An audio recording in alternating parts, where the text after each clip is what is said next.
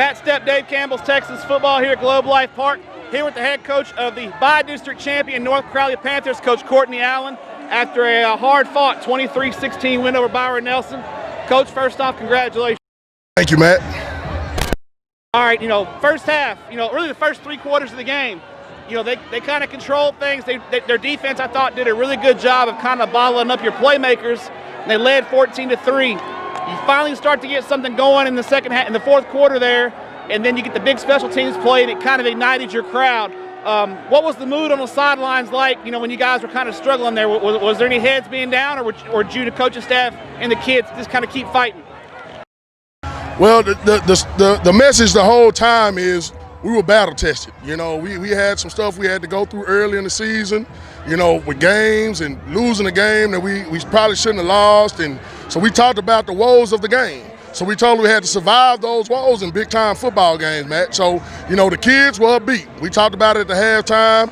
As far as offensively, we just got back to the game plan in the second half is what we did. And we came out on top, man. The kids fought hard, man. I'm so proud of them. Defensively, that's a really good offense over there. They got some playmakers. They had a good offensive line. That's a good team. It's the playoffs. I thought your defense kept you guys in it. While your offense went through the struggles. What did you guys do defensively to keep their offense bottled up and keep you guys in the game to allow your offense time to get going? We stayed the course. We stayed the course. We knew we could hold up in the run game against them. So we kind of got in the back end a little bit. They picked us a little bit, but hey, it's football. But at the end of the day, guys, the guys sat back and tried to play better coverage in the back end, But we didn't feel like they were going to have a heck of a day running the ball, so we flipped the script and tried to play pass a little bit better. All right, now North Crowley. This is North Crowley's first playoff win since the state championship game in 2003. This has always been known as a basketball school, and they play great basketball here in North Crowley. But when you took the job, you told me we could play great football here too. How satisfying is this to get to this point? I know you're not satisfied yet, but to get to this big step for your program, getting that first playoff win is huge. What's this mean to you and the program? Well, it means the world. It means the world because, yeah, you're right. When I took the job, I was told all kinds of things. You can't win there. It's a basketball school, all the negatives. But I saw a community that was full of kids and people that wanted to win. And so, I hats off to those kids, those parents. Number one, keeping those kids in the community. That was a big thing for us, So, no, we're not satisfied. We got to get ready for the area around, but I think these kids are built for it.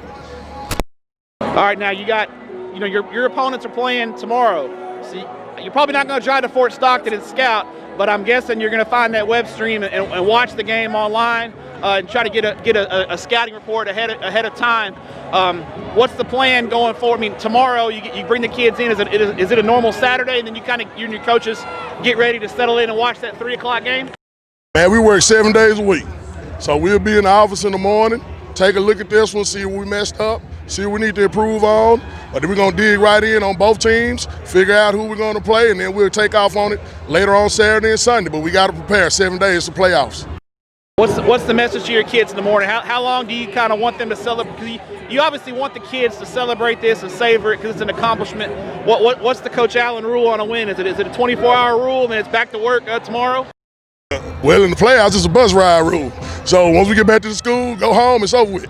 We got to start getting ready. So, that's going to be our mentality. To finish the fight, let's go to the next one, and let's move on. We can't worry about it. A question for you. I know there's a steak dinner that I'm owed. We'll get to that in a little while. But what's the post-game meal like for Coach? What's your preferred post-game meal after a win?